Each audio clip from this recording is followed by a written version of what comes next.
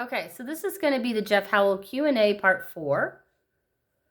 And we're going to finish up answering questions that we've been waiting on from you guys. And then we're going to do maybe one more of these.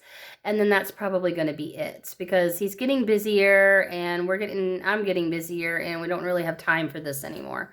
And a lot of the people nobody's asking questions anymore.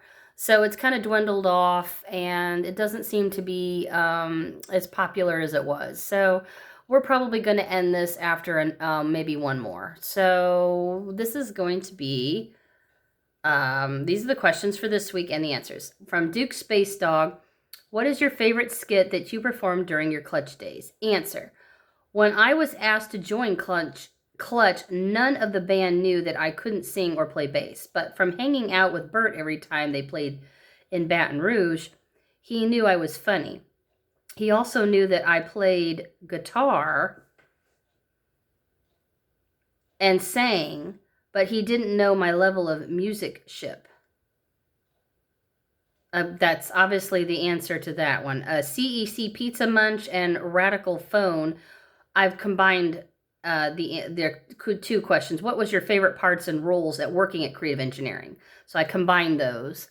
His answer, it's hard for me to pick a particular role or moment with Creative Engineering, but just a couple of things I can think of. My lifelong friendship with Rick Bailey has been an honor and a major pleasure in my life, even though he can be a horrifically arrogant pain in the ass. But I absolutely love that guy. Even though I didn't make his list of cohorts in the Jam magazine article in 96, Rick was actually smarter than the rest of us who worked in the studio, even though he was the youngest. When we first started in the studio in 82, Rick would clock out and then stay all night, 3 or 4 nights a week at the studio to record his original songs. The rest of us went to our houses, ate supper, drank beer, watched Letterman, and then went to bed. Finally, one night, Rick talked me into recording one of my original songs. I really wanted to, but I also didn't want to miss Letterman. I agree, and he set up the studio for us. He actually played all of the instruments except for bass, rhythm, guitar, and of course, lead vocals. I really couldn't sing worth a crap back in those days, and Rick recorded my vocal for hours and hours and pieced together things and words from different takes until it sounded kind of all right. Everything actually sounded great except for the lead vocal. I'm sure it was total torture for him to sit through, but he did do that for 10 to 12 songs of mine, and even for many years after I quit Creative Engineering. I've always appreciated it. The last thing I can think of is when Showbiz Corporate denied all my Uncle Clunk skits. At the time, I was a little ticked because we had worked so hard on them. I also thought I was being a little edgy compared to Chunky Cheese skits, but the fact of the matter is there was too much stuff that could have gotten Showbiz Pizza sued, like when he says smoking Crayolas, knocking junk off the shelves, etc. And I totally get why they denied them. They were looking after their own interests and looking for more kid-oriented material instead of adult kid-oriented stuff. I really don't blame them at all. They made the right business decision. But the fact they rejected it, I now wear as a badge of honor. I think one of the actual comments on the company's assets letters was, these skits leave test audience totally perplexed and confused. I couldn't be more proud. Oh, and the last thing, we were once having a band meeting and Aaron was talking to us about possibly doing solo concerts at different Showbiz Pizza stores around the country.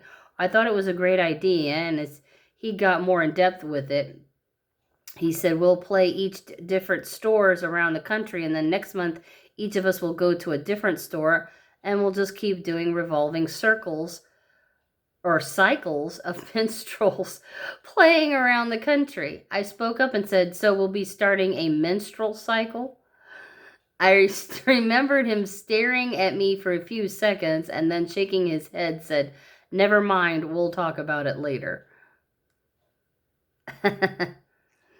um, Did you have to do live pitches to Aaron, or did you make recordings for him? Also, was there anything that didn't get approved or used elsewhere? The answer: a year or two before Bert and I started working there, Tascam came out with the Porta Studio. It was a huge, affordable breakthrough for broke ASS musicians to at least be able to record their songs and keep adding parts to them and experimenting instead of trying to work parts out in a super expensive studio. Aaron gave each of us musicians a Porta Studio and an office to work on songs and skits. I would say 99% of the time, we would give him a recording of a song or skit to be considered for the show and let him go home and listen to it. Very seldom do I remember anybody making a live pitch, but I'm sure it happened every now and then, or accidentally happened when we were hanging out and somebody said something really funny. I don't remember if any denied songs or skits were ever performed or produced anywhere else. P.S. I just saw where somebody, probably Aaron, put out an album of all original songs from the Rockfire. I can't believe they didn't include the Colander Head song. To me, that was the most original song in the Rockfire catalog, and way ahead of its time. Oh well. And that is the end of the Q&A for Jeff this time. I totally agree with him. Colander Head song should have been on the record. So we, any more last questions for Jeff, please comment or DM me, and that will be the last ones we'll submit to him, and then we'll be done with it after the next one. So thank you, and goodbye.